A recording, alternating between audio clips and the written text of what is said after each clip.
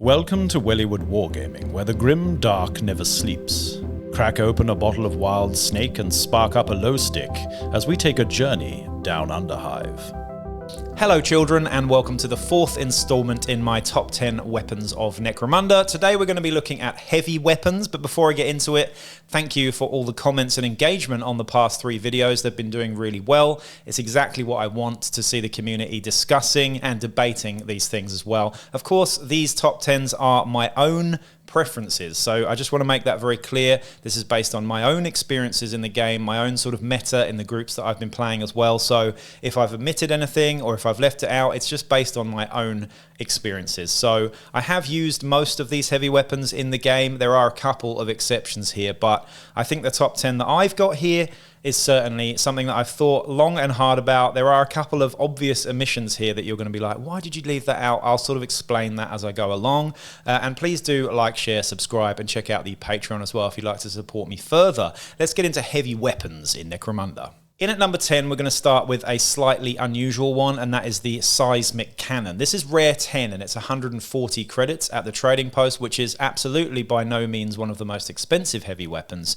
Rare 10 means that it's fairly easy to get hold of, and it's a really decent weapon. I think this one gets overlooked quite a bit, if I'm honest, in favour of the more obvious ones that we actually have models for. But I do think the Seismic Cannon has value, and it has 2 profiles, and that's probably why I really like it, because you've got 2 options on firing this thing, and it's just a little bit different to a lot of the other heavy weapons out there. So let's have a look at the stats now. So the Seismic Cannon has 2 different profiles, and they're both quite different, and you're going to use them in different situations. The first one is the short wave, and it's 12 inches at short range with no negs or anything like that, no bonuses to hit, but it does have -1 to hit at 24-inch range. So this weapon isn't a very long-range weapon. It's got the same range as a bolter or a Lascannon here. For a heavy weapon, that's quite unusual, but it is what it is, and it is -1 to hit at that short burst on the short wave as well. However, it is strength 6, which is very, very high, so you're wounding stuff very easily most of the time. It's also -1 AP as well, and 2 damage, which is always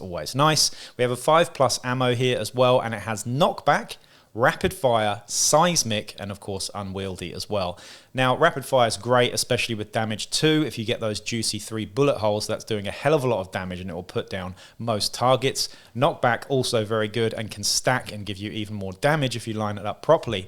However, the thing that I really like about this weapon is the seismic trait. Seismic is awesome, especially if you're facing off against gangs which have access to ferocity skills like Nerves of Steel. So this weapon is always going to pin stuff. No matter how much Nerves of Steel you've got, it's always going to pin you. So that's a really good trait to counter Goliaths specifically, and it has enough damage and AP on it to actually do some damage to Goliaths with high toughness as well, especially at that strength 6.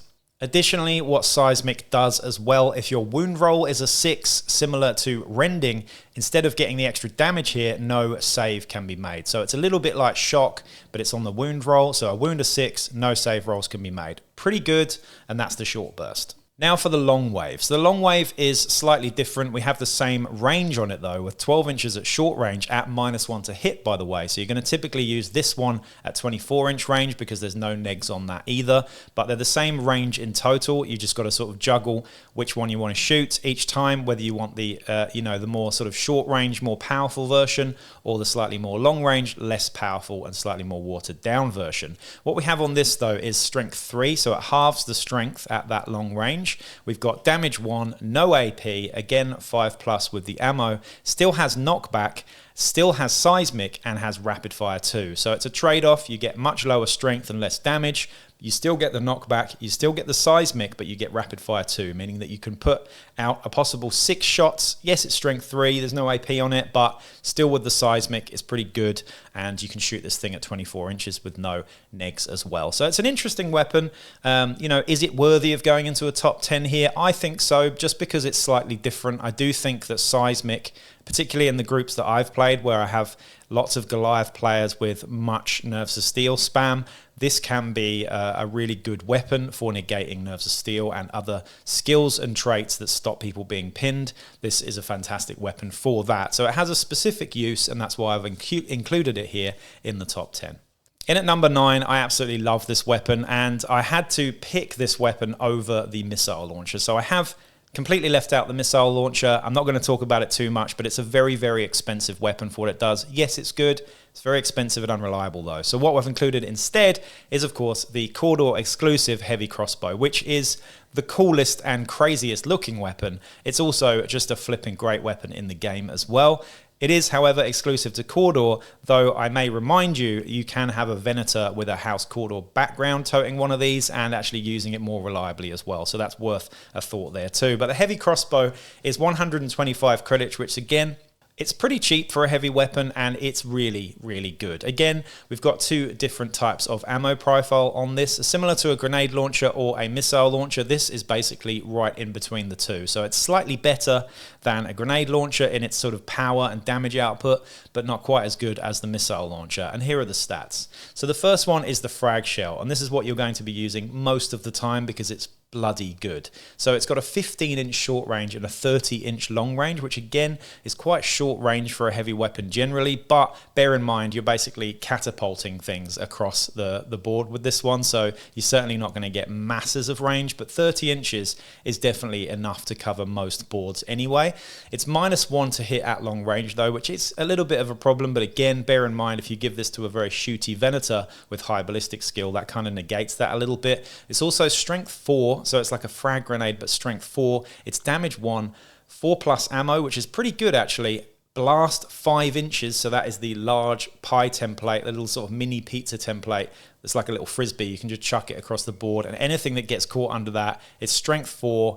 It's pretty good, and it's got knockback as well. Of course, this is an unwieldy weapon, so you'll need either a suspensor with it if you want to move around and shoot, or use Overseer on your leader to do some shenanigans with it. But it's a really, really good weapon. If you get into a good position and you're just chucking out these giant templates and hitting all sorts of stuff under it, that template can cover a lot of guys. It doesn't matter if they're hiding in cover and stuff, and then you combine it with knockback to knock people into walls and into railings and things like that, and off the side of bridges and boardwalks. It's a pretty good weapon, and I like it for its sort of tactical element that it brings to the game. Just chucking out those huge templates can be really, really hard to deal with, particularly if you're a close combat gang and you're trying to close the distance. Smoke grenades are great, but this template is so big that even if it sort of misses, it's still going to hit stuff and clip stuff every now and then. So the frag sort of missile, the frag shell on this is a pretty good one at strength 4, I have to admit. The second profile is, of course, the crack shell. This one is going to be used primarily on enemy leaders and champions to deal out a bit more damage. Of course, it is not a template, so it is just a one-shot hope to kill sort of job, and it is 15 inches at short range and 30 inches at long range, still with the -1 to hit at long range though, but it is strength 6, -2 AP and 2 damage with a 6 up on the ammo for that, still with unwieldy as well. But yeah, I mean, most of the time you're going to be using the frag shells because they're just so good, especially at that strength 4. Instead of just knocking people around, they're actually wounding most targets as well, unlike a grenade launcher with frag and stuff. So I really like the heavy crossbow. It looks cool. It is cool. The idea of it is just absolutely bananas, so I had to include it in the top 10 here. So that's number 9. In at number 8 here, we have an Enforcer exclusive. This weapon, I think, is absolutely flipping fantastic. When I first read the book, it didn't sort of jump out to me so much, and then I saw the cost of 70 credits and was like, actually, this is a brilliant weapon. The heavy concussion ram is unusual. It's got a 15-inch short range and a 30-inch long range with +1 to hit at the short range. No negs at long range though, which is pretty good. And to be honest, like I said before, 30 inches is more than enough to cover a distance on most, decent sized boards and tables. It's strength 4, which is excellent. It's -1 AP as well, which is also nice. Damage 1 only, but 4+ ammo. So this is really good and quite reliable with 4+ ammo there. It's a 3-inch blast template like a frag grenade, but at strength 4. And it also has concussion and seismic as well, and knockback actually. So knockback, you can trigger more damage with this thing. Seismic means, again, you're auto pinning stuff, so this is very good against your Goliaths, Ogrins, corpse grinders, things like that. It's also a template as well, so it does also get around the corpse grinder mask thing a little bit too. And, concussion as well is really handy. You can minus people's initiative to make them fall off gantries and stuff as well. It's a nice tactical sort of suppression weapon. I really like just planting this guy and just plopping these all over the place. At 4+ ammo as well, it's very reliable, and I think the real sort of shining light of this weapon is the fact that it's 70 credits. It is I would say pretty undercosted for what it does. But it's fantastic. I really do like this weapon. If you haven't used it and you run Enforcers, absolutely give it a go, because I think it's genuinely a really good weapon here. The next one is an Ash Waste Nomad exclusive. So if you play Ash Waste Nomad and you're not using the heavy weapons they have access to, then you're doing something wrong, because they are both excellent. This one is the Heavy Blaster. It's a little bit like a Heavy Stubber, just better in all ways, pretty much. It's 140 credits, which is fairly expensive, but I do think it's a very, very powerful weapon, and here's why. So it has a short range of 12 inches with +1 to hit, which is always nice on a heavy weapon. You don't often get those +1s to hit at stuff. It's usually negatives instead, and it's got no bonuses or anything at long range, but +1 to hit at 12 inches and 36 inches at long range. It's pretty good. It's a decent range. 36 inches, like I've said before, is going to cover most tables. It's strength 4, it's -1 AP, which is nice, ammo 5+, and it's rapid fire 2. So very, very similar to the Heavy Stubber, just kind of better and a little bit more reliable generally, but it does have shock. So, you're fishing for 6s on this thing. If you hit with 6s,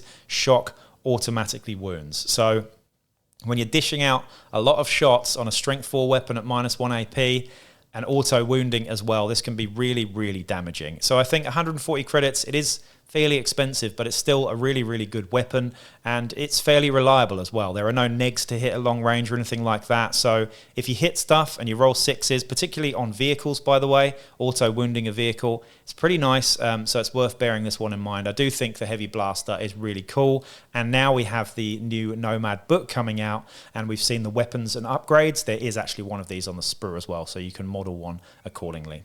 The next one I've got here is the other Ash Waste Nomad exclusive, and I would say slightly better than the Heavy Blaster. This is, of course, the Charge Caster, which comes in the main Ash Waste box as well, so you don't have to get the weapons and upgrades sprue for this one. And it's pretty much an auto include in most Ash Waste Nomads gangs, maybe even 2 of them, who knows. But one of them is certainly enough to deal with most opponents here. The Charge Caster is 155 credits, which is pretty decent, I think, for what it does. It has 2 different rocket types as well. The first one is the Shock Blast rocket, which is just excellent. It's 20 inches at short range, 40 inches at long range with +1 to hit at short range, so making it very reliable. 20 inches is pretty good, with +1 to hit. It's very, very nice. So we've got strength 4 here as well. It's no AP on this, unfortunately, but it's damage 1 as well. 6 up on the ammo, but you get a blast 5-inch template, which is the big template we talked about with the heavy crossbow, which just covers so much ground. It's brilliant. And it also has shock. So shock with a blast 5-inch template. If you hit on 6s, everything in that template is wounded automatically. That, ladies and gentlemen, is a really, really good weapon. Especially, again, using that on vehicles too can be really, really crucial, especially if you're auto-wounding them and stuff. So that's the Short Blast rocket, or the Shock Blast rocket, should I say. The next one is the Crack rocket. So this, again, you're going to be using this on, higher toughness targets like vehicles and stuff. 20 inches at short range again, 40 inches at long range with +1 to hit at that short range. It's strength 6, it's -2 AP, it's 2 damage, and it's 6 up on the ammo, but it is 3 damage, so whopping amount of damage there, more than a crack grenade or anything. 3 damage is just brilliant, and no traits on that one either, just unwieldy for both of these. So you get this guy in the right position, he's taking out all comers pretty much. Most of the time you're going to be using the shock rocket, which is pretty great, but also that crack option is fantastic for taking out enemy leaders, champs, Ogryns, vehicles, you name it, you can take it down. So I would say the Charge Caster is the best sort of missile weapon in the game, I think. It's really, really decent. So yeah, if you're playing Nomads, absolutely consider taking one of these in your starting gangs, because they are really effective weapons. So I had to include the Multi-melta. It might be silly and it's incredibly expensive, but the Multi-melta is just deletes everything that it goes anywhere near. I like to think of this as a giant hairdryer, like an industrial hairdryer from Spaceballs, perhaps. It just makes it funnier for me, but it's nothing to laugh about. The Multi-melta, if you get hit by it, it's just an auto-delete pretty much. So the stats for the Multi-melta are as follows. It's 12 inches at short range, 24 inches at long range, so the same as a Lascannon or a bolter. It's not particularly long range, but no melter weapon generally is. You're going to need to get up close and personal with this hairdryer. It is +1 to hit at short range though, which is pretty great. It's strength 8. Strength 8. -4 AP, so it's getting through absolutely all armor types. It's damage 3, which is disgusting. You're taking out just everything with that. It's 4+ on the ammo as well, which is always nice. We've got a blast 3-inch template. So blast with melter is very, very scary. A melter gun is scary, but it doesn't have blast. When you combine this with blast, you're missing stuff and it might still scatter and hit stuff. So it's really good, and you can get multiple targets in one shot if you're lucky. It also has the melter trait, so if you're getting stuff at short range as well, it's just automatically out of action if you wound it. So it's scarce as well, but it does have that 4+ ammo, so a 50-50 reload on this. It's probably good to have the tactics card where you can get the free reload on this weapon. But, you know, the main downside for this, of course, is it's unwieldy. So moving around with quite a short-range weapon can be difficult unless you've got a dispenser, and that just ups the cost even more. And that cost is 180 credits. So 180 credits for any weapon is ludicrously expensive, but when you absolutely really want to kill something, then a multi-melta is the best way of doing it. It's rare 11 as well, so you can get it from the trading post, but rare 11 is quite hard to get in a campaign. But if you do roll high enough, then 180 credits, if you've got that abundance of cash, then absolutely buy one. They are hideous. You're not going to earn any friends by hitting them with a multi-melta, I have to say. And I'll be honest, I feel kind of guilty about it, but when I started playing the new version of Necromunda, again, my first gang was Van Sar, and I went straight out and I bought my champion, a multi-melta with a dispenser, and just obliterated whole gangs in this campaign. And at the time, I didn't really know what I was doing, but afterwards, I don't think anybody wanted to play me again. So I cut it right back and started playing really terrible gangs with terrible weapons. I just felt really bad after that. So yeah, the multi-melta, it's a polarizing one, but yeah, it's incredibly, incredibly scary in the right hands. So I had to include it in my top 10 here. It wouldn't be Necromunda or 40k without mentioning, of course, a Lascannon. I kind of had to put the Lascannon in here. It is, again, a ridiculous weapon like the multi-melta. And again, it's completely over the top. You never need one of these things. You might want one, but you're never going to need one. The Lascannon is available at rare 10, so it's slightly easier to get hold of from the trading post than a multi-melta, and it's 155 credits. This is what the Lascannon does, though. It's 24 inches at short range, 48 inches at long range, and you get +1 to hit at long range. So 48 inches is actually a really good sniping weapon, which sounds bizarre, but the Lascannon is really good at long range. So +1 to hit at long range, and it's strength 10. So it is the highest strength value in any weapon in the whole of the game. It's -3 AP, which again is getting straight through like carapace armor. It's making heavy carapace armor a 6-up save. And you don't often make those in Necromunda in my experience. It's also 3 damage as well. So again, the same as the multi-melta. It's just horrific. And it also has knockback too. So anything that you hit with it, again, if you're using that knockback and you knock back someone into a wall or whatever, it's now 4 damage. So it's totally overkill. It's quite a bit cheaper than the multi-melta at 155 credits. And I've seen people using these in gangs. I had a guy using a Venator Hunt Leader with the Ballistic Skill 2 profile with a dispenser on a Lascannon, sniping people every turn, and it was incredibly scary. Yes, it was very expensive. I think he only had 4 guys in his gang, but facing that, when you have to think about how you're going to play against a Lascannon Ballistic Skill 2 shooter who had all sorts of other shenanigans and traits and equipment as well, I think maybe a grapnel launcher and just ways of getting around the board and avoiding you, was incredibly scary. So I had to include the Lascannon in there because it's just a 40k staple. You know, it wouldn't be right if I didn't include that in there. So that's the Lascannon. Okay, we're into the top 3 now, and I think number 3 is going to be a bone of contention. I think many people might not agree with me when I put the Grav cannon in at number 3, but I just personally really love Grav weapons. I've seen a lot of people tell me that they're not great, and I disagree. I think Grav is fantastic, especially on the Grav cannon, because it's just Grav at its absolute best. So the Grav cannon is a unique weapon. Of course, Graviton Pulse is a unique trait as well, but it can be incredibly damaging and very scary, and also tactically quite interesting as well, because you can sort of deny people with your bubble of Grav Pulse as well. The Grav cannon is available at rare 10 from the trading post, and it's 140 credits, so it's not the most expensive heavy weapon. It's still unwieldy like all other heavy weapons, but it has a 20-inch short range. That's its shortest range. It also also has 80 inches at long range, which I believe off the top of my head is the longest ranged weapon in the game, perhaps. 80 inches. I mean, you're never going to need 80 inches, but it's nice to have. It's -1 to hit at that 20-inch range, so you're going to want to use this at arm's length, but it's +1 to hit at over 20 inches. So really, really good on a sort of however many tiles you've got on a 4-tile board or an 8-tile board. It's pretty good on the bigger board size generally.